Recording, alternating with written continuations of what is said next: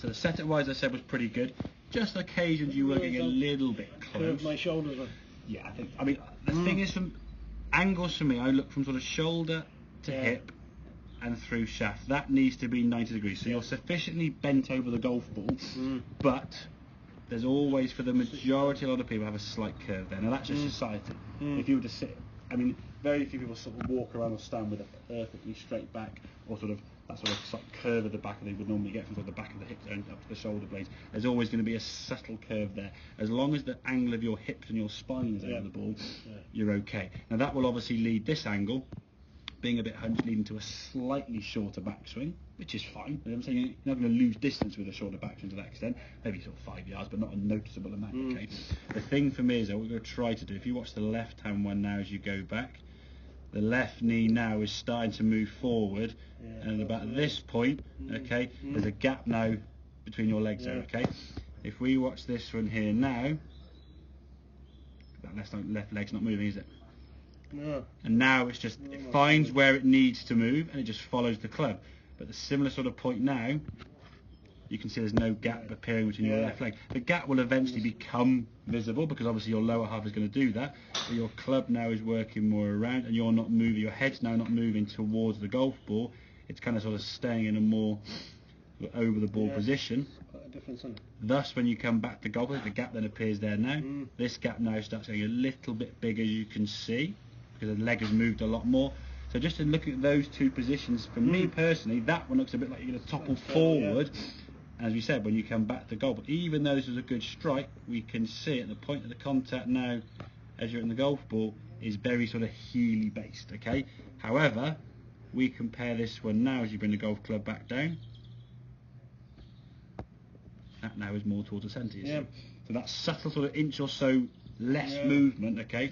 I think what happens is though people get so conscious of one body part not moving or moving as the case may be, it does cause a little bit of an issue when they first start, but it shows that if you can get that lower half more stable, how further away from the hosel you're going to get, and again a nice twist through to the target there up on your left side, so good movement. Okay, but if we can avoid playing golf from the hosel, you've got a chance, because you can still you could play 3 rounds of golf and not hit a single shank, but everything come out here and never really realise you're doing that, because how many times you get a golf shot on the green as a good shot and gone, oh, where did I strike it? It's on the green, you go, that's a good shot, club back in the back, and then 6-7 holes later you usually go, oh, there you go. You're not going to look at that. Okay, very often you people sort of hit a golf ball, that's fine, on the green it's a good straight shot, club in. You're not going to double check all the time. It's always worth just checking that, because it will creep up on you. Because for me the biggest thing, or the most important, is to strike the ball at the middle of the club face. Can't really be emphasised enough, because if you're striking it here, well, that part of the golf club is a risk. Okay, there's not brilliant, but at least you've got somewhere to play golf. You could more weighted as the club. Exactly, you've got more sort of chance of sort of scoring somewhere than if you're sort of hitting around there. Okay, but like I said, the reasons why you were going from there to there was because the club was moving forward, because that knee was going forward. I think the key image for me, just recently from you seeing it, is that sort of top of the backswing position when you get there. Out at the top of the backswing here now. There on the the club's gone a bit further, which is an interesting thing. Normally you say with a more resisted position, you wouldn't go back so far, but you have gone back so far. The club that's got a little bit more, so you've turned more. The club's gone further. There's a smaller gap between your knee. Hence why you look a little bit more. That to me is a very good position. That there looks a little bit out of balance, and like your shoulders want to just fall into it. And hey, you're trying to react and trying to stay upright. So anyone's going to happen, fall into it or fall back away from it to compensate. And again, of course, in that two-way movement, it's incredible what you can see from something like that. Yeah, exactly. But I think that's this for me. For me, it's all about looking at what's the ball doing. Okay, and you work back from the ball flight. What's the ball flight on? If you're getting that dreaded one, are we catching off the hosel? If we are, which one of the umpteen principles within the physical swing are causing that? And there could be loads of different reasons why. It's then watching the swing and identifying which one of those principles are causing the club to do what it's doing. The problem is people look at golf and go, oh, that looks wrong, and just start changing things that look wrong.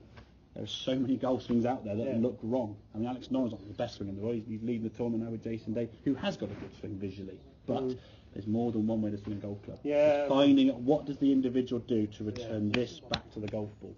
I think so many golfers, they see their swing on camera, on video, whatever, and they go, that doesn't look right, this doesn't look right, but they'll change things that are actually quite good in their swing.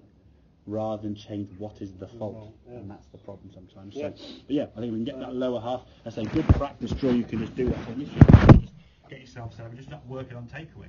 Just start moving the shoulders. Just do this. Keep that knee. And that might be a pre-shot or practice waggle, almost like Daphne-esque type thing. So you sort of get to the golf ball, get yourself set up, go through your routine, just okay, right. Just try and you turn the body away, so this knee's not going this way.